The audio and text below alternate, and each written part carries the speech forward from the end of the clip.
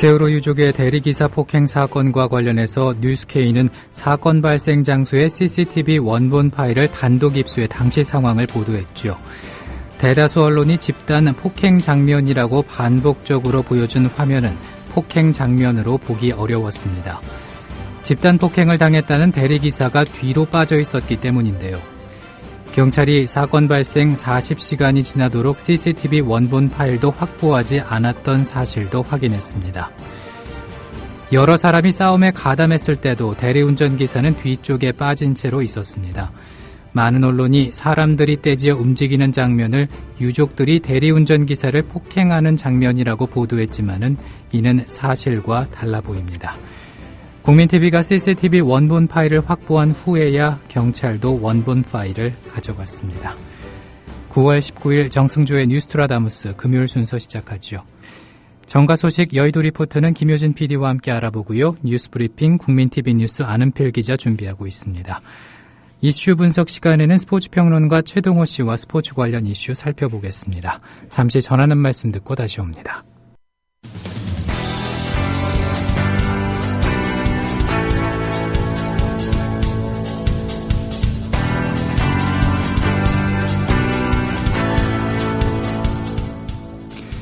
보민 라디오 뉴스트라다무스 듣고 계십니다. 이어서 정가 소식 여의도 리포트 살펴보죠.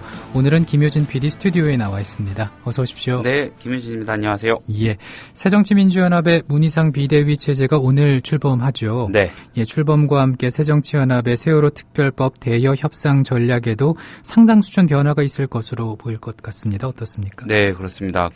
새정치연합은 오늘 오후 국회에서 이 소속 의원들하고 광역단체장, 전국 시도당 위원장 합동회의를 열고 어제 비대위원장으로 추대된 5선의 문희상 의원을 이 내년 초까지 당을 이끌 비상대책위원장으로 선출하는 안건을 보고함으로써 문희상 비대위 체제를 공식 출범시키게 됩니다. 이제 확실하게 띄우는 건데, 그런데 문희상 비대위원장이 당무를 본격적으로 시작하면서 무엇보다 우선적으로 이 세월호 특별법 대여 협상 전략에 다소간 수정이 있을 것으로 보입니다. 예. 어제 오늘 이 새정치연합 관계자들로부터 전해 들은 얘기와 여러 정황 등을 종합을 해보면 앞으로의 새정치연합 협상 전략은 유가족들의 주장을 바탕으로 새누리당과 직접 대화하는 기존의 방식에서 선 유가족들과의 의견 조율, 후 새누리당과의 대화라는 방식으로 큰 틀에서 바뀔 것으로 보입니다. 예, 앞서 언급을 해주셨지만은 네. 아무래도 이제 방점은 유가족들과의 의견 조율에 찍힐 것 같은데 네. 이게 무슨 얘기인지 설명을 좀 해주시죠. 네, 기본적으로 문희상 비대위원장은 이 유가족의 최소 한도 양해를 전제로 문제를 풀어야 한다, 이런 입장을 세웠다고 보시면 되겠습니다. 예. 조사위원회의 수사권과 기소권을 보장할지 여부로 이 협상의 여지를 좁히면 문제가 풀릴 수 없다는 인식이 바탕에 있는 것으로 보이고요. 문희상 위원장은 오늘 통신사인 연합뉴스와의 인터뷰에서 최소한 유가족의 양해가 전제돼야 한다, 이렇게 말을 했고요. 예. 내게 보관이 있지만 지금은 상황이 아슬아슬해서 구체적으로 얘기하거나 보여줄 수 없다, 이렇게 말했습니다. 그렇군요. 예, 새정치연합 안팎에서는 이 수사권과 기소권을 포기하고 특검 추천위원회 위원 추천권에 관한 부분에서 새누리당의 전향적인 입장을 이끌어내려는 게 아니겠느냐, 이런 전망이 나옵니다. 이와 관련해서 오늘 오전에 만난 새정치연합 핵심 관계자는 이런 얘기도 했습니다. 예. 유가족이 말하는 조사위원회 수사권과 기소권 문제는 이미 많이 흘러내려가지 않았는가. 예, 결국 특검을 통해 수사권과 기소권이 구현되는 것이니 특검 추천위원회 위원 추천권 문제로 좁혀진다고 보면 되겠다는 겁니다. 그렇군요. 예, 그러니까 조사위원회에 수사권과 기소권을 주는 이슈는 더 이상 양측의 협상 테이블에 올라오지 않을 것으로 보면 될 것 같습니다. 그렇게도 또 생각해 볼 수 있겠군요. 네. 근데 이 문희상 위원장이 김무성 새누리당 대표를 직접 만나는 구상도 갖고 있다고 들었습니다. 네. 원내대표 간 협상에 국한됐던 그간의 여야 대화 방식을 고려하면은 이것도 이제 커다란 변화라고 볼 수가 있겠네요. 그렇습니다. 그 문희상 위원장은 늦어도 이 내주 초, 이 다음 주 초에는 김무성 위원장을 만날 계획이라고 합니다. 예. 뭐 특별히 격식이나 절차를 갖출 필요 있냐? 그냥 내가 방으로 가면 되는 거지. 뭐 이런 얘기도 했다고 하고요.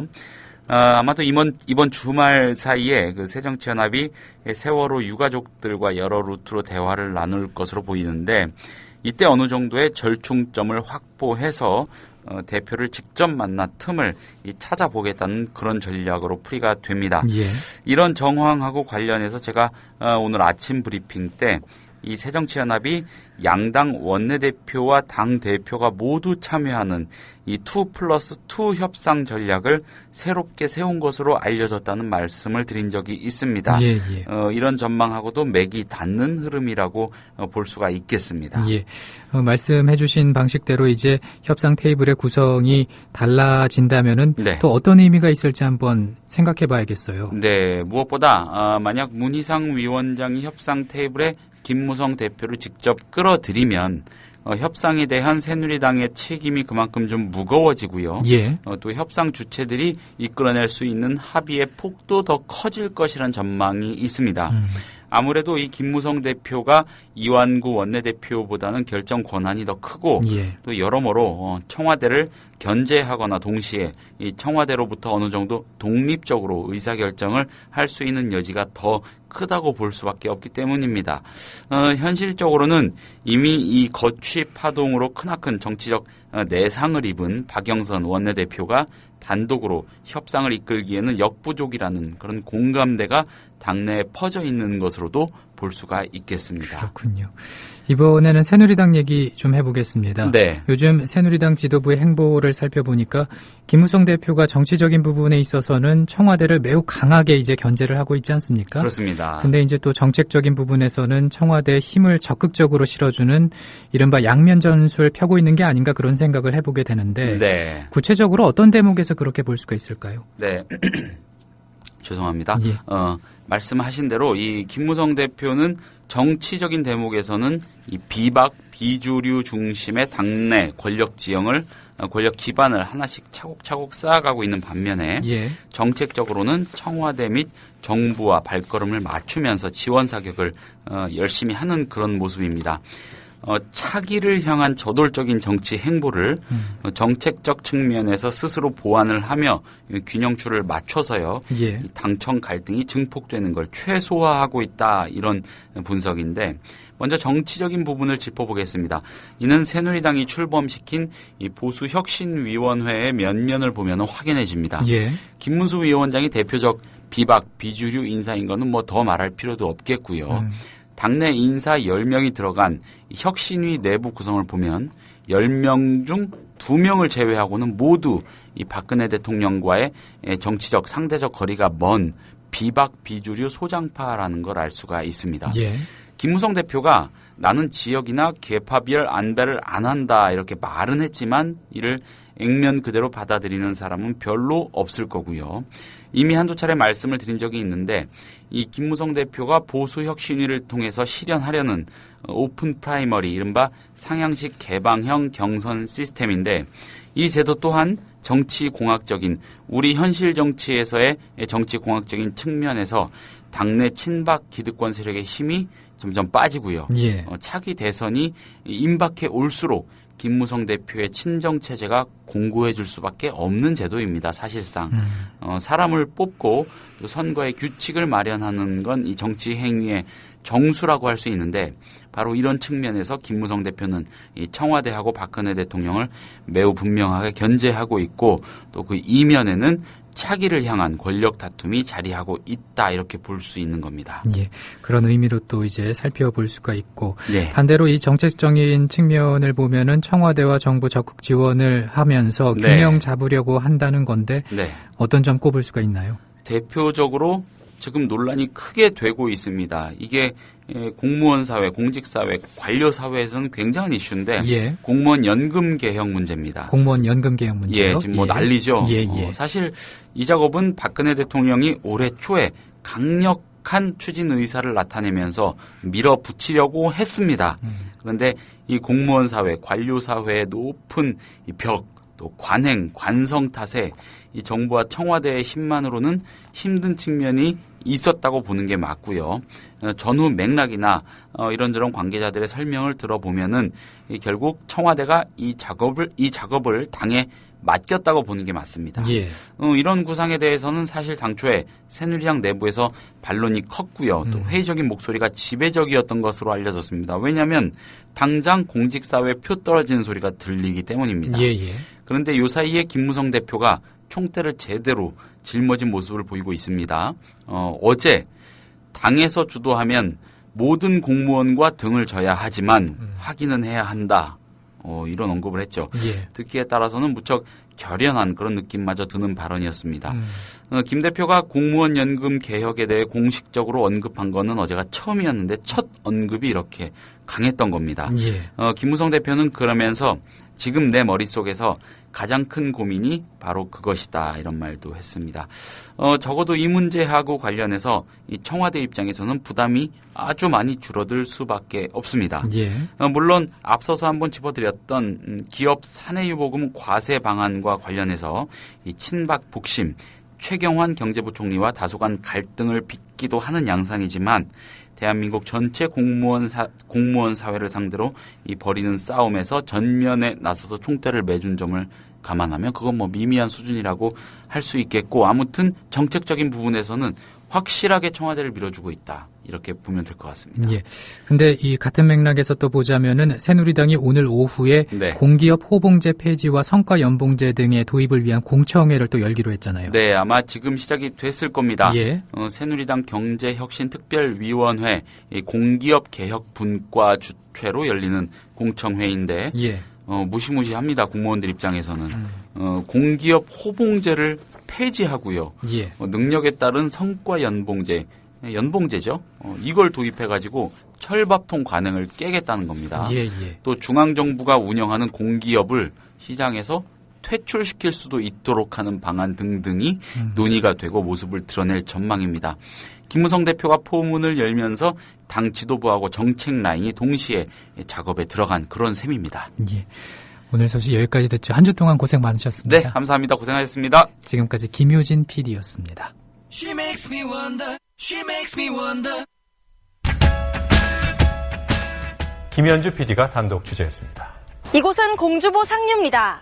이미 20일 전쯤 이곳에서 큰빛 이끼벌레의 번식이 확인됐지만 이후 아무런 조치도 취해지지 않았습니다. 국민TV 뉴스K의 막내인 김현주 PD. 하루 4분 리포트를 위해 아침부터 밤까지 열정을 아끼지 않는 그녀. 자신이 하는 일을 설명하는데. 전태일 열사 아시죠? 자기 몸과 노동법전을 함께 태웠던 분 말이에요. 제가 하는 일은 오늘의 전태일에게 마이크를 들이대는 일, 그 일이에요. 미디어 협동조합. 이 세상에 억울한 사연이 모두 사라지는 그날까지 최선을 다하겠습니다. 조합원 가입으로 동참하실 수 있습니다. 지금까지 종로 보신각 집회 현장에서 국민TV 뉴스 김현주입니다. 국민라디오 뉴스트라다무스 함께하고 계십니다. 현재 시각이 2시 15분입니다. 정부가 어제 발표한 2015년 예산안을 둘러싸고 여야 간의 격돌이 예고되고 있습니다. 정부가 확정적 재정운영 기조 아래 경기 부양에 적극 나서기 위한 예산안과 증세 방침을 굳혔지만은 새정치민주연합은 내년도 예산안을 시민증세로 규정하고 부자 감세 철회에 역점을 두겠다는 입장입니다.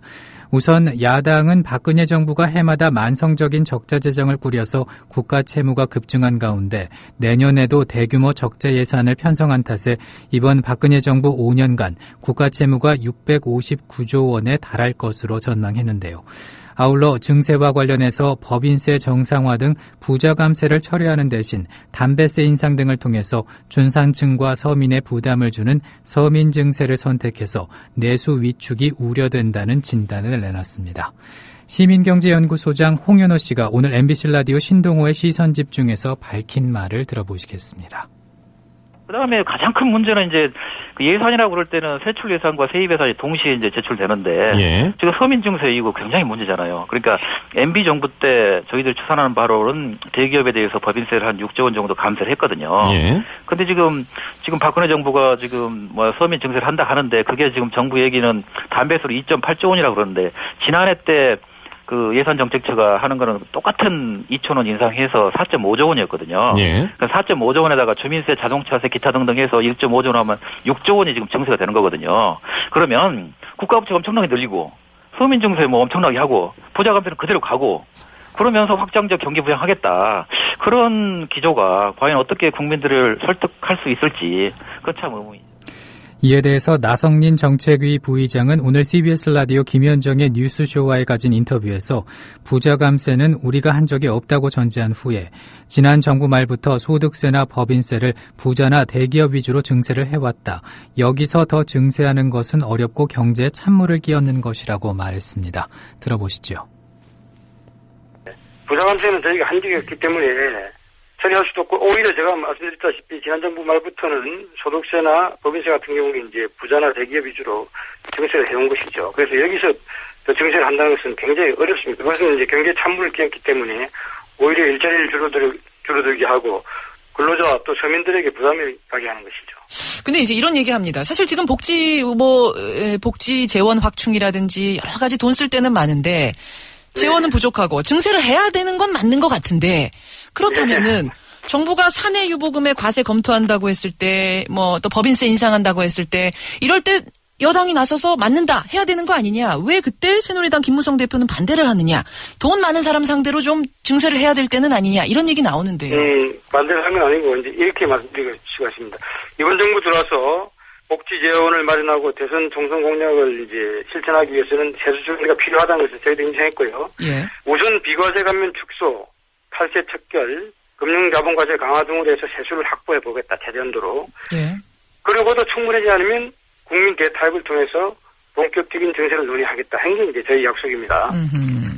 사내 유보금 과세라든지 법인세 인상 같은 것은 일자리를 창출하고 근로자들에게 소득을 주는 기업에 직접적인 부담을 줄 수 있는 것이거든요. 그렇기 때문에 저희가 신중한 것이에요. 기업이 어려워지면 경기에 찬물을 끼얹게 되고 그 피해는 누구한테 가느냐면 고스란히 근로자와 서민에게 가는 것이거든요. 기업이 어려워지게 되는 상황을 만들면 안 되다 보니까. 이진환 현대차 비정규직 수석 부지회장은 현대차 사내 하청 노동자 전원을 정규직으로 인정하라는 법원 판결에 대한 소감을 밝혔습니다. 이 부지회장은 오늘 국민라디오 조상훈의 뉴스바와의 인터뷰에서 원래 8월 18일에 선고가 잡혔었다며 사측이 법원에 소송 취하서를 집단적으로 내면서 소송을 계속 연기하려는 일들이 있었다고 말했습니다. 아울러 이 부지회장은 비정규직을 보호하겠다고 만든 제도가 오히려 비정규직을 압박하고 힘든 게 하는 상황이 현장에서 많이 벌어지고 있다며 비정규직을 확산시키는 게 아니라 없애는 방향으로 법이 개정돼야 한다고 강조했습니다. 직접 들어보시겠습니다. 이런 간접고용에 되어 있는 현장에서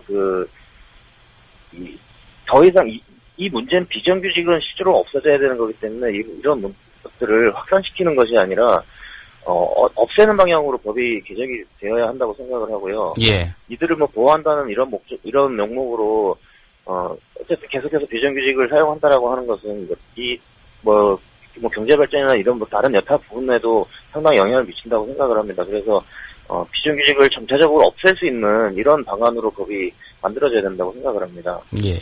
비정규직 보호법이라는 그 법 자체가 문제가 있다. 비정규직 자체가 사라져야 된다. 이런 입장이시군요. 또 하나의 공정 언론, 국민TV 뉴스.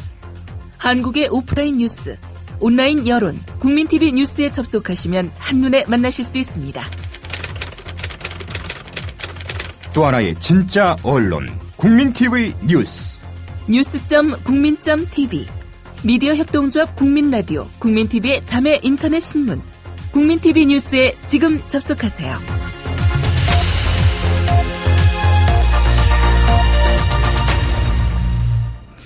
국민라디오 뉴스트라다무스 듣고 계십니다. 이어서 이 시각 화제의 뉴스 살펴보죠. 뉴스 브리핑 시간인데요. 국민TV 뉴스 안은필 기자입니다. 어서 오십시오. 네, 안녕하세요. 예, 전교조가 합법노조 지위를 일시적으로 회복했습니다.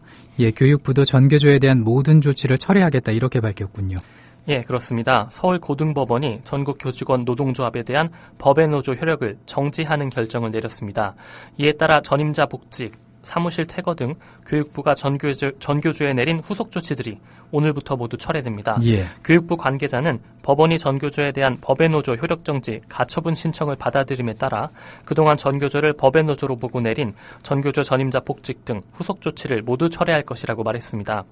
지난 6월 서울행정법원은 전교조가 고용노동부를 상대로 제기한 법의 노조 통보 처분 취소 청구 소송에서 고용노동부가 전교조에 내린 법의 노조 통보 처분이 정당하다며 원고 패소 판결한 바 있는데요.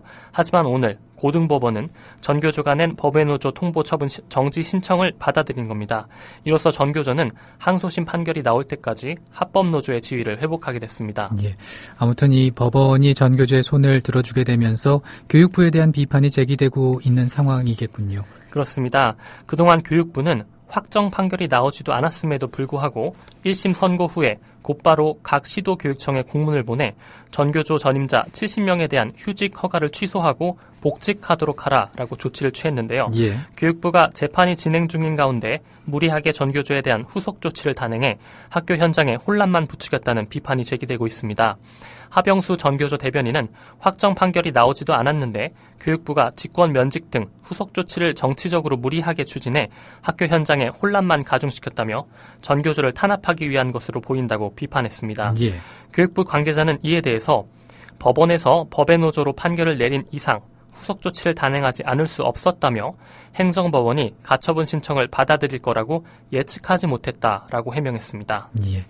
화제를 바꿔보겠습니다. 앞서 좀 전해드리긴 했지만은 현대차 비정규직 노동자들 정규직 지위를 인정받지 않았습니까? 예, 어제에 이어서 오늘도 법원의 판결이 있었죠.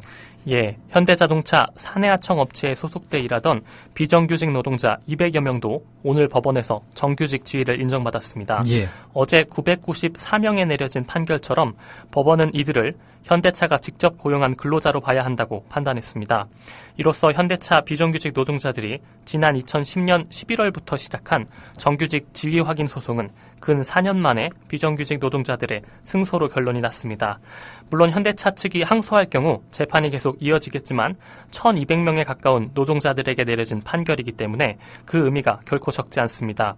서울중앙지법 민사합의 42부는 오늘 현대차 근로자주의가 인정되고 현대차에 고용을 요구할 권리가 있다며 원고 일부 승소를 선고했습니다.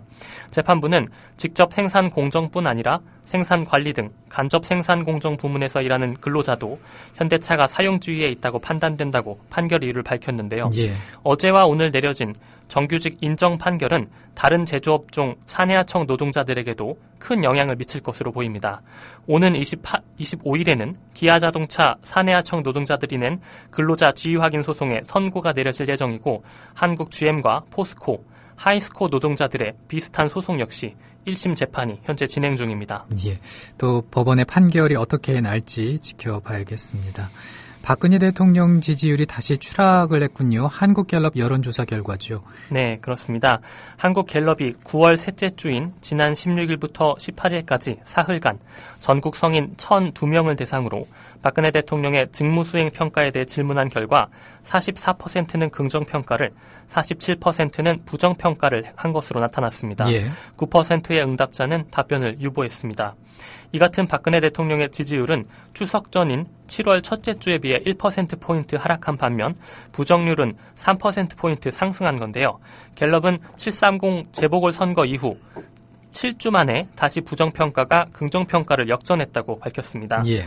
지난 16일 국무회의에서 서른 새정치연합 의원 등 이른바 박근혜의 7시간 의혹을 제기한 사람들에 대해 박 대통령이 대통령에 대한 모독이라며 엄포를 놓고 세월호 유가족에게도 더 이상 협상은 없다고 선언하는 등 고압적인 태도를 드러낸 것이 영향을 미친 것 아니냐라는 분석도 나오고 있는데요. 박 대통령을 지지하지 않는다고 응답한 이들은 부정평가의 이유로 소통 미흡과 세월호 수습 미흡을 가장 많이 지목했습니다. 예. 반대로 박근혜 대통령 지지자들은 주관, 소신이 있다, 여론에 끌려가지 않는다, 또 열심히 한다, 노력한다 등을 지지 이유로 꼽았습니다. 이번 결과에 대해 갤럽은 특히 박 대통령을 부정평가한 이유와 관련해서 두드러진 점은 공약 실천 미흡, 공약 변경이 9월 첫째 주에 3%였던 것이 9%로 6%포인트 올랐고 세제 개편, 증세를 이유로 든 항목도 0%에서 5%로 5%포인트 증가했다며 여기에는 추석 이후에 정부가 발표한 각종 정책 관련 논란이 반영된 것이라고 설명했습니다. 예. 갤럽은 담배세 인상안에 자동차세, 주민세 문제까지 더해져 서민 증세라는 지적이 적지 않은 데다 쌀 시장 개방에 대한 우려 또한 커지고 있다고 밝혔습니다. 예. 이 지지율이라는 것이 또 오르락내리락 하기 때문에 또 어떻게 이어질지 한번 살펴봐야겠습니다. 그리고 국민 절대 다수가 구구 일베 광화문 폭식 투쟁에 대해서 비판적인 것으로 조사가 됐군요. 예, 그렇습니다. 중앙일보 조사연구팀 조사입니다. 지난 16일과 17일 전국 성인 남녀 1000명을 대상으로 일베의 광화문 폭식 투쟁에 대한 의견을 물은 결과 유족들의 지나친 요구에 대한 당연한 반발이다라는 응답은 불과 10.4%에 그쳤습니다. 예. 반면에 일베의 폭식 투쟁에 반대하며 즉각 중단해야 한다, 폭식 투쟁을 즉각 중단해야 한다는 의견은 86.6%로 압도적이었습니다. 그러나 반대 의견 중에는 폭식 투쟁에 반대하지만 단식 투쟁도 중단해야 한다라는 의견이 56.2%로 유가족들에게 상처 주는 행동으로 폭식 투쟁을 당장 중단해야 한다라는 의견 30.4%보다 우세한 것으로 나타났습니다.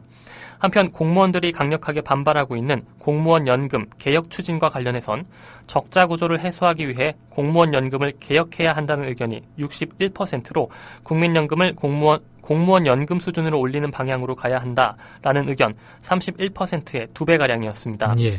이 조사는 유선전화와 무선전화, 무작위 전화 걸기 방식으로 진행이 됐고요.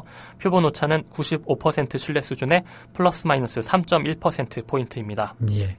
국민 절대 다수가 극우 일베의 광화문 폭식 투쟁에 대해서 반대하고 즉각 중단해야 한다는 의견이 86.6%로 압도적이었다는 여론조사 결과를 전해드렸습니다. 네, 화제를 바꿔보겠습니다. 검찰이 사이버상 허위사실 유포, 명예훼손 등을 전담하는 별도의 수사팀을 구성하기로 했는데 박근혜 대통령이 대통령에 대한 모독적인 발언이 도를 넘고 있다 이렇게 얘기하고 밝힌 지 이틀 만에 나온 거죠. 예, 박근혜 대통령은 지난 16일 국무회의에서 법무부와 검찰에게 도를 넘는 폭로성 발언이 사회 분열을 가져온다, 허위사실 유포에 대한 대책을 마련하라고 지시했는데요. 예. 이에 대검찰청은 박 대통령 지시 이틀 만인 어제 서울 서초구 대검청사에서 미래부, 안행부, 방통위, 경찰청 등 유관기관 대책회의를 갖고 사이버상 허위사실 유포 대응 방안을 논의했습니다. 또 검찰은 전담 수사팀을 별도로 구성하고 사이버 수사 경험이 풍부한 검사 5명과 수사관들을 투입하기로 했는데요.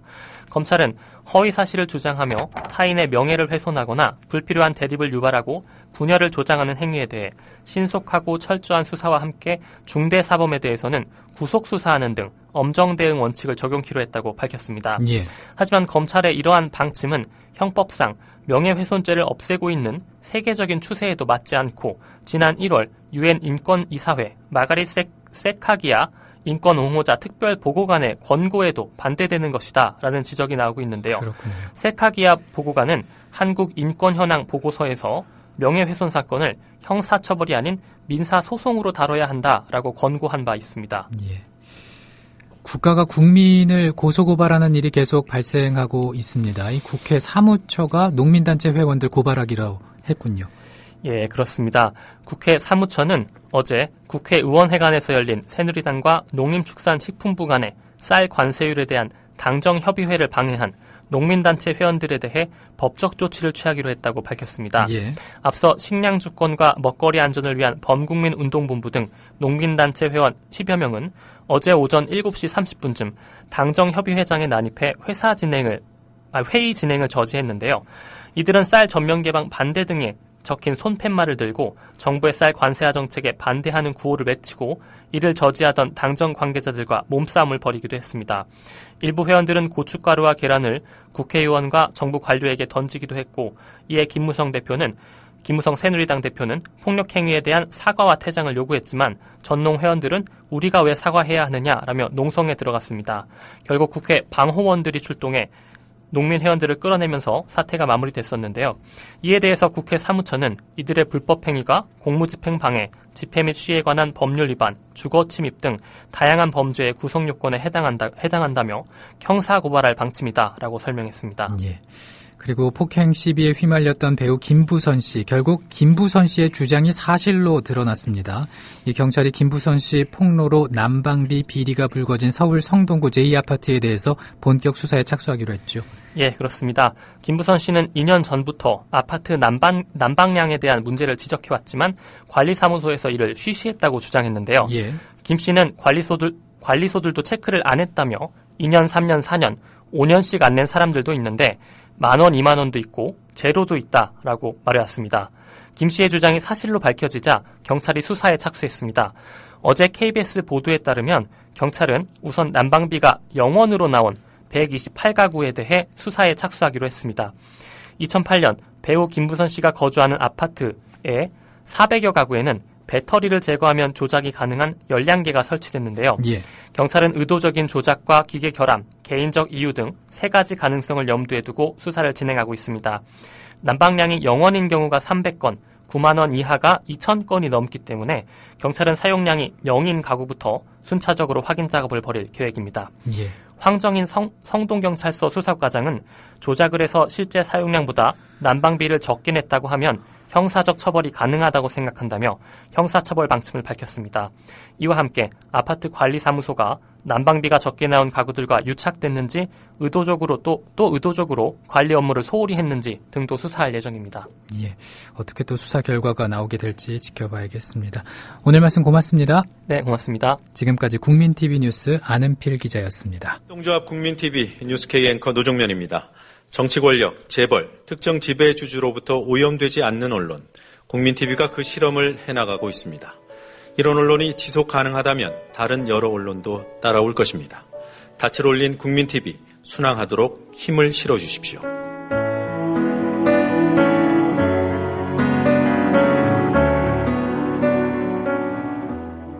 월 11,000원의 조합비 납입.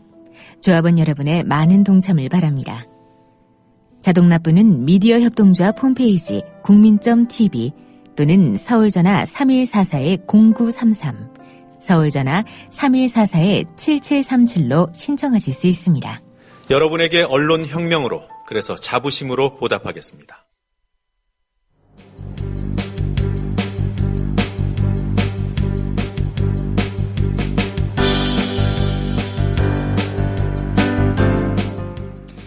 금요일 이슈 분석은 스포츠 소식 살펴보겠습니다. 스포츠 평론가 최동호 씨 전화 연결돼 있습니다.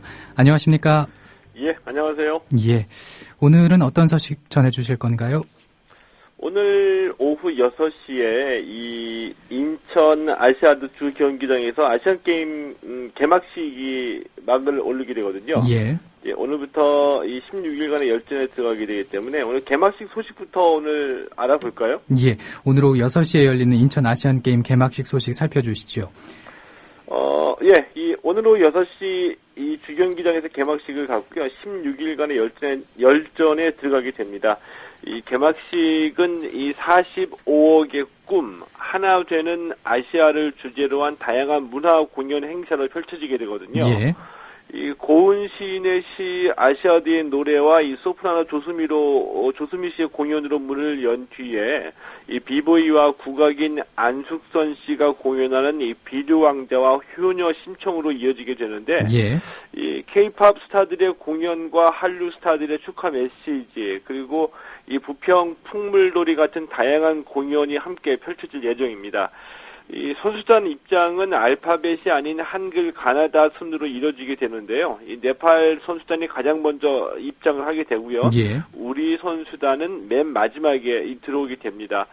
2,700여 명이 출연진이 참가하는 개막식, 오늘 오후 6시에 막을 올려서 이 모두 3시간에 걸쳐서 진행이 될 예정입니다. 예, 개막을 앞두고 있는 오늘 당일이어서 인천은 긴장하고 있지 않을까 그런 생각을 해보게 되는데, 근데 예. 정말 특이한 게 선수단 입장이 알파벳이 아닌 한글 순이네요. 좀 의미가 좀 있다고 볼 수도 있겠죠. 예. 예, 이에 따라서 이 기억자, 가짜로 시작한 나라가 없어서 네팔이 가장 먼저 입장을 하게 되고요. 예. 북한 같은 경우는 이 조선민주주의 인민공화국이지 않습니까? 그래서 이 지읒으로 시작하는 30번째로 입장을 하게 되고, 예. 우리나라 선수단은 그 개최 도시, 개최 국가의 입장에서 맨 마지막에 들어오게 됩니다. 예. 보통 이렇게 그 올림픽이나 아시안 게임이나 뭐 이런 행사가 있을 때마다 남북이 공동으로 이렇게 입장하는 그런 논의도 이어져 왔었는데 이번에는 그렇지가 않군요. 예, 이번에는 결국에는 이제 동시 입장의 모습을 보기는 힘들게 됐는데요. 예. 그런데 뭐 예를 들면 스포츠에서의 교류가 진정한 어떤 그 화해와 평화를 가져오는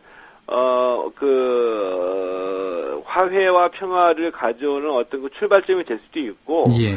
또 사실은 또 이 정치적인 의사결정이 있고 난 뒤에 그 액션으로 이 스포츠에서의 함께하는 모습을 보여주는 경우도 있거든요. 예. 네, 지금까지는 사실 이 정치적인 어떤 액션, 정치적인 퍼포먼스였던 경우도 있었다는 것을 부인할 수는 없겠죠. 그렇군요. 근데 매 대회마다 이제 성화 점화자가 화제에 오르곤 하는데 아직까지 성화 점화자는 공개되지 않고 있죠. 예, 이 극적인 효과를 만들기 위해서 이 조직위원회가 이 성화 점화자와 성화 방식을 아직까지 비밀에 붙이고 있거든요. 예. 그랬는데 이게 알려준 건지 알려지지 않은 건지 좀 헛갈릴 정도로 이미 거의 정답을 다 맞춰가고 있습니다. 예. 왜냐하면은 이 조직위원회에서 성화자를 공개하지는 않으면서 한 가지 힌트를 줬거든요. 그러니까 이 조직위원회가 밝힌 성화 점화자 선정의 기준이 아시아 전역에서 사랑을 받는 사람, 또 이 한국의 전통과 문화를 알리는 사람, 나눔과 봉사를 통해 아시아 화합에 기여한 사람인데요. 예. 이런 조건들을 두고서 이 많은 분들이 예측하기를, 물론 이 류현진이나 박세리, 산하긴 엄홍길, 또 이 국회의원 이자스민 등이 거론이 되고 있는데, 역시 많은 분들이 추측이 거의 다 맞을 것 같습니다. 예. 이 기준대로 본다고 한다면은 이 드라마 대장금을 통해서 아시아 전역에 알려지고 또 이 중국에서 봉사활동과 기부를 많이 한 배우 이영애 씨가 아닐까 싶은데요. 예, 예. 거의 맞다는 생각이 들고요. 그리고 또 이 성화, 이 점화는 어떤 그 특별한 기구나 설치물을 이용하지 않고서 이 손으로 직접 점화할 것으로 예상이 되고 있습니다. 그렇군요. 근데 우리나라에서 열리는 아시안 게임이 이번이 몇 번째인가요? 두 번째인가요? 세 번째인가요? 세 번째거든요. 예, 예. 86년 서울에서 있었고요. 그리고 2002년 부산에 이어서 이번에 세 번째 대회죠. 예. 인천 아시안 게임에서 이제 특별한 의미를 또 찾아볼 수 있을 것 같습니다. 세 번째 개최니까 말이죠. 예, 근데 이 단순히 세 번째 개최이기 때문에 어떤 의미가 있다라고는 좀 보기는 힘들 것 같거든요. 예, 예. 뭐 이 스포츠 사적으로 보거나 아니면 이 정치 경제적으로 보더라도 뭐 세 번째이니까 뭐 인천 아시안 게임에 특별한 의미가 있다고 사실은 좀 찾아보기 힘들 것 같고요. 자, 그런데 좀 한 가지 특별한 점은 예를 들어서 86 아시안 게임이나 88 서울 올림픽 그리고 2002년 이 월드컵 같은 경우에는 이 국가적인 행사였었거든요. 예. 근데 그 이후로 이 스포츠 이벤트 개최가 좀 변하기 시작했습니다. 즉, 이 국가적인 행사가 아니라 개최 도시 또 지방자치단체의 의사결정에 의해서 유치가 되고 개최가 됐었는데, 그런데 이 지자체에서 이렇게 스포츠 이벤트를 개최하고 또 유치할 때마다 이 경제 효과와 브랜드 상승 효과를 유치 명분으로 내세웠었거든요. 예, 예. 예, 그런데 지금까지 개최해왔던 모든 대부분의 스포츠 이벤트가 목표했던 것만큼의 이 경제 효과를 누리지는 못했죠.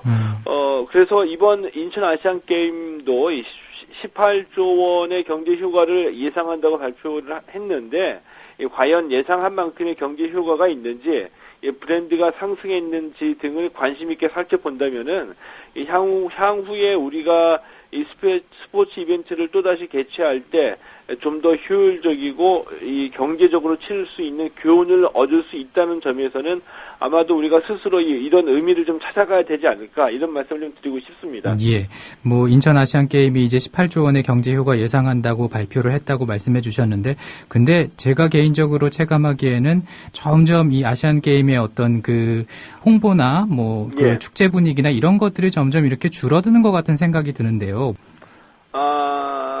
아마 근본적으로 아시안 게임에 대한 우리 국민의 관심이 좀 적다고 봐야지 되겠죠. 예. 왜냐하면은 그 인천에서 아시안 게임이 열리는 것을 알고는 있다고 하더라도 직접 이 아시안 게임을 찾아가서 본다거나 아니면은 특별히 관심이 있는 경기가 아니면은 TV에서 중계를 하더라도 아마 보시는 분들이 많지 않을 거라고 보거든요.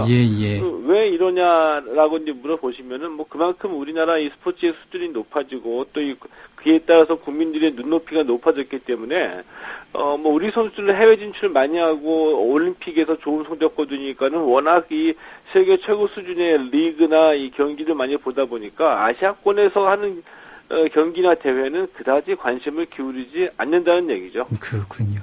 아무튼 오늘 개막식에 이어서 이제 내일부터 본격적으로 메달 경쟁에 들어가게 되는데 개막 후 첫날부터 우리 선수단 금메달 소식을 전해줄 것으로 기대가 되고 있죠. 이 개막 후 첫날인 내일은 모두 18개의 금메달이 걸려 있거든요. 이 사격과 유도에 각각 4개, 그리고 역도와 사이클, 펜싱 등에서 이제 금메달이 쏟아지게 되는데요. 이 경기 일정으로 보면은 우리나라의 첫 금메달은 이 사격에서 나올 가능성이 큽니다. 이 가장 먼저 여자 10m 공기 권총 단체전과 개인전, 그리고 이 남자 50m 이 권총 이 단체전과 개인전이 열리게 되는데, 이 우리나라 사격의 에이스입니다. 이 진종호 선수, 그리고 이 김장미 선수를 비롯해서 이대명, 최영래 선수 모두가 이 금메달 후보이기 때문에 이 사격에서 첫 금메달이 나올 것으로 예상이 되고요. 이 진종호, 김장미 선수 같은 경우에는 이 단체전과 개인전을 내일 모두 열리기 때문에 충분히 이관왕도 노려볼만 하고요. 이 밖에도 이 펜싱 남자 에페, 그리고 여자 사부르 경기, 또 유도와 사이클에서도 금메달이 기대가 되는데, 우리 선수단은 내일 경기에서만 이 최대 9개의 금메달을 기대를 하고 있습니다. 그렇군요. 내일 모두 18개의 금메달이 걸려 있는데 우리 선수들 최대 9개의 금메달을 예상하고 있다. 근데 이제 뭐 아무튼 금메달이 나올 가능성이 제일 큰 게 바로 사격이기 때문에 말씀을 좀 많이 해주신 게 아닌가 싶어요.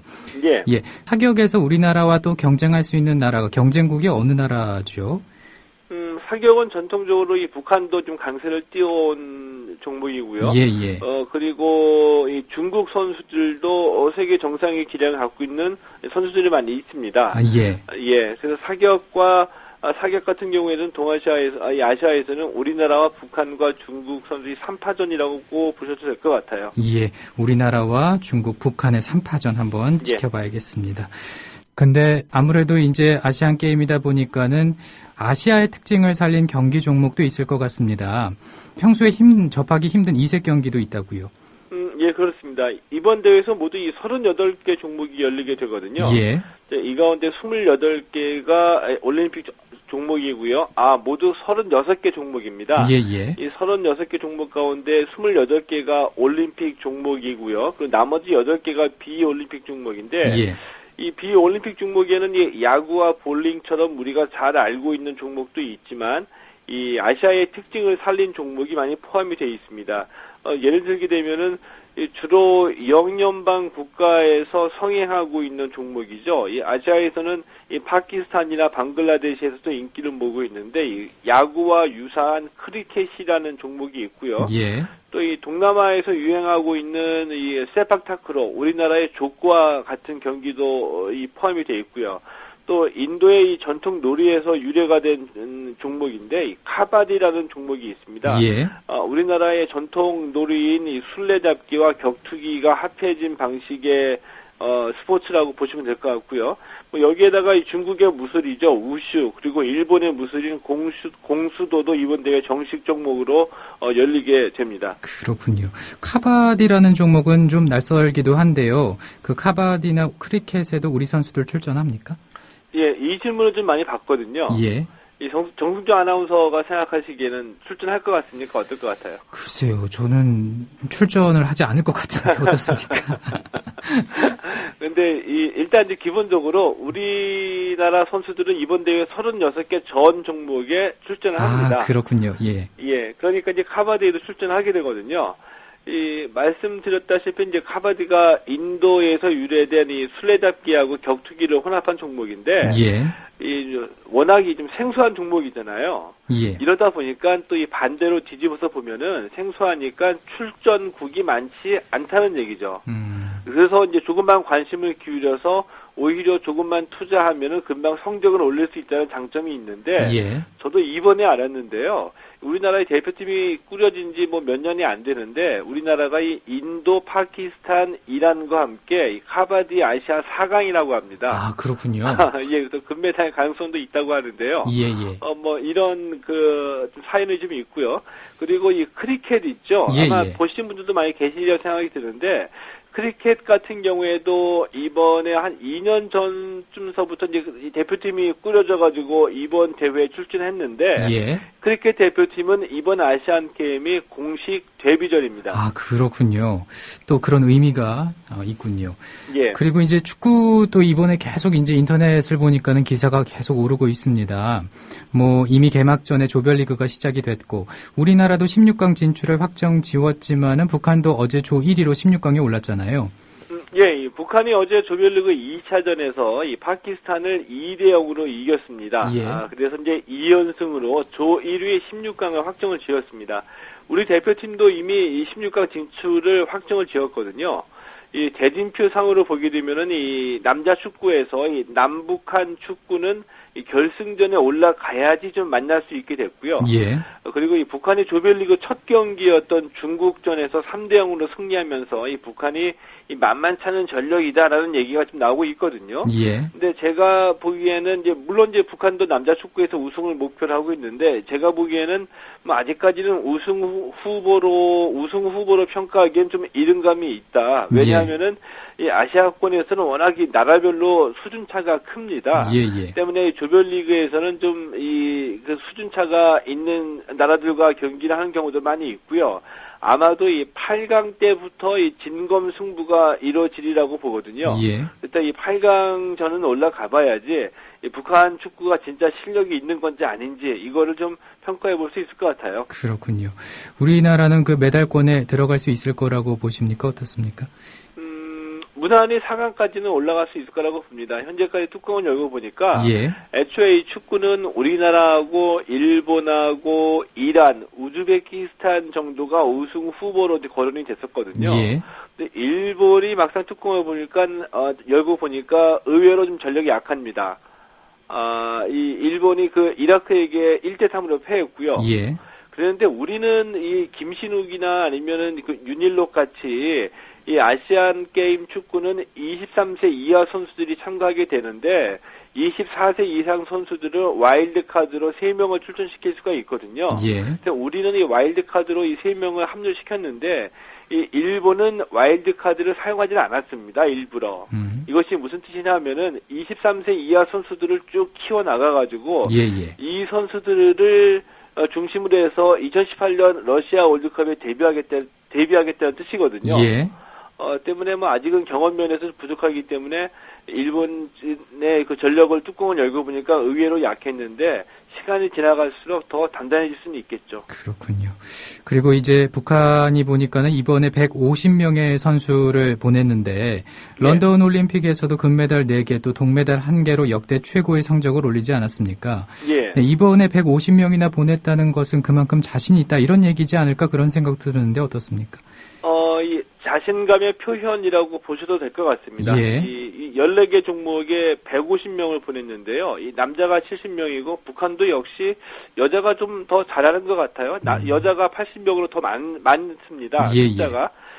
그리고 이 메달 가능성이 높은 이 전략 종목 위주로 선수단을 편성했다고 이제 보거든요. 왜 그러냐면은 이 북한은 이 전통적으로 이 구기 종목에서 축구하고 탁구가 강했고요. 그리고 이 사격과 역도, 체조, 여기에 이제 격투기 종목이 이제 북한이 강한 종목인데, 이번에 이 선수단 편성한 걸 보면은 이 역시 축구, 탁구, 사격, 체조, 복싱, 레슬링, 유도 위주로 포함이 돼 있거든요. 이것을 보면 아마 북한도 이 메달 가능성 위주로 선수단을 파견해가지고 2002년 이 부산 아시안 게임 이후로 이 12년 만에 아시안 게임 톱 10 진입을 목표로 했다라고 볼 수가 있습니다. 그렇군요. 근데 이제 북한이 이렇게 우리나라에 응원단을 파견하냐 마냐 뭐 이런 얘기들 많이 있어 왔잖아요. 예. 이번에는 어떻게 되는 겁니까? 이번에는 응원단이 못 오게 됐죠. 예. 근데 이게 좀 아쉬운 대목인데요. 이 실무 접촉이 실무 접촉에서 북한이 일부러 일방적으로 이 실무 접촉을 결렬시켰거든요. 그 이유와 그 배경으로는 잘 아시다시피 우리 쪽에서 이번에는 뭐 경비를 대줄 수가 없다. 경비는 국제적인 기준에 따라서 지급을 해야 된다. 이런 얘기가 먼저 나왔었었죠. 그러나 이 자존심이 센 북한이 이런 얘기를 듣고서 뭐 경비 얘기한다는 이유로 실무 접촉을 결렬시켰습니다. 그런데 제가 듣기로는 우리가 이미 기억하는 대로 이 북한의 응원단 같은 경우에는 이 율동이나 있던 노래와 이런 것들이 그래도 오랜 기간 동안 좀 훈련을 한 상태로 와지되거든요. 조직적인 응원이라고 볼 수가 있잖아요. 그래서 이미 올해 한 3월이나 4월쯤서부터 그 음악과 무용 이런 것들을 전공한 그 여대생들 중에서 일정한 기준으로 이미 그 응원단을 선발을 했었다 그래요. 그리고서 이제 평양에서 합숙 훈련까지 했었었다.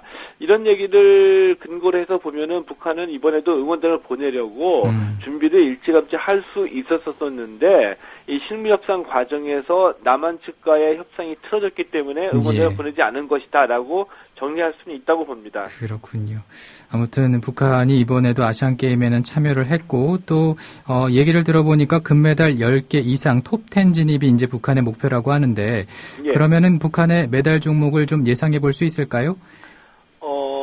메달 종목은 예를 들어서 반드시 금메달이 아니라고 하더라도 이 앞서 말씀드렸던 북한의 전통적인 이 강세 종목, 뭐 탁구, 사격, 역도, 체조, 이 격투기 종목에서 이 동메달 이상의 메달이 예상이 되거든요. 여기에 이제 특히 그 여자 축구와 역도, 유도 그리고 탁구에서는 이 세계적인 수준의 선수들을 보유하고 있기 때문에 금메달이 예상이 되고요. 여기에다 또 여자 마라톤과 이 사격에서도 좋은 성적을 거둘 수 있을 것으로 예상이 되고 있습니다. 역도에서는 세계 신기록 보유한 선수도 있다면서요? 북한이 이번에 가장 기대를 걸고 있는 종목이 바로 역도인데요. 2012년 런던 올림픽에서 이 금메달을 따냈던 엄윤철 선수, 또 이 김은국 선수, 그리고 여자 역도의 임정심 선수가 있는데요. 이 엄윤철 선수 같은 경우에는 56kg급 용상에서 이 세계 신기록을 보유한 세계 정상급 선수입니다. 그리고 잘 아시는 것처럼 여자 축구도 강세인데 여자 축구는 지난해 이 동아시아 선수권 대회하고 동아시아 대회를 석권할 정도로 아시아에서는 정상의 실력을 자랑하고 있고요. 이 탁구 혼합복식의 김혁봉, 김정조도 지난해 이 세계 선수권 대회에서 우승을 차지할 정도로 이 세계 정상급 실력을 갖고 있습니다. 여기에 또 여자 마라톤 김금옥 선수도 지난해 아시아 선수권 대회에서 우승을 차지했고요. 이외에도 이 레슬링의 윤원철, 여자 유도 설경 선수라는 금메달 후보를 보유하고 있기 때문에 이 정상의 실력만 그대로의 실력만 발휘한다고 한다면 이번에 북한이 목표하고 있는 금메달 10개 이상 이 톱 10 진입은 무난하리라고 예상을 하고 있습니다. 우리나라 역도는 어떻습니까? 우리나라 역도는 이 북한에 비해서는 조금은 현재 전력은 뒤처지는 편입니다. 근데 이번에 이 사재혁 선수가 다시 이제 그 금메달에 도전하거든요. 사재혁 선수 하면은 아마 기억하시는 분들도 계실 텐데 이 런던 올림픽 때 역기를 들어 올리다가 근육이 파열돼 가지고 앞으로 넘어졌습니다. 근데 그 넘어지는 순간에도 끝까지 바벨을 놓지 않았었죠. 위험한데도. 이런 투혼으로 좀 감동을 좀 남겨주기도 했었었는데 예. 이번에 부상을 치료하고 다시 도전을 합니다. 그렇군요. 예. 오늘 소식 여기까지 듣겠습니다. 고맙습니다. 예, 고맙습니다.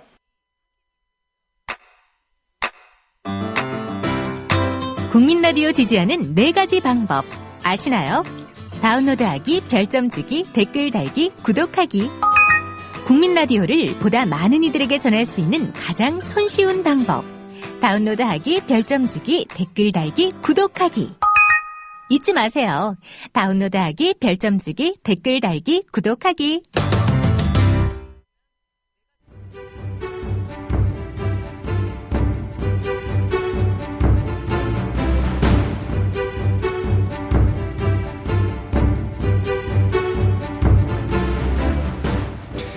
이번 주님께서 뉴스트라다무스 이번 주도 끝이 나네요. 다음 주에는 좀 더 좋은 뉴스와 함께 하기를 바라봅니다 하셨는데 저도 같은 마음입니다. 이번 주 뉴스트라다무스 모든 순서 마치고요. 다음 주 월요일 오후 2시에 인사드리겠습니다. 고맙습니다.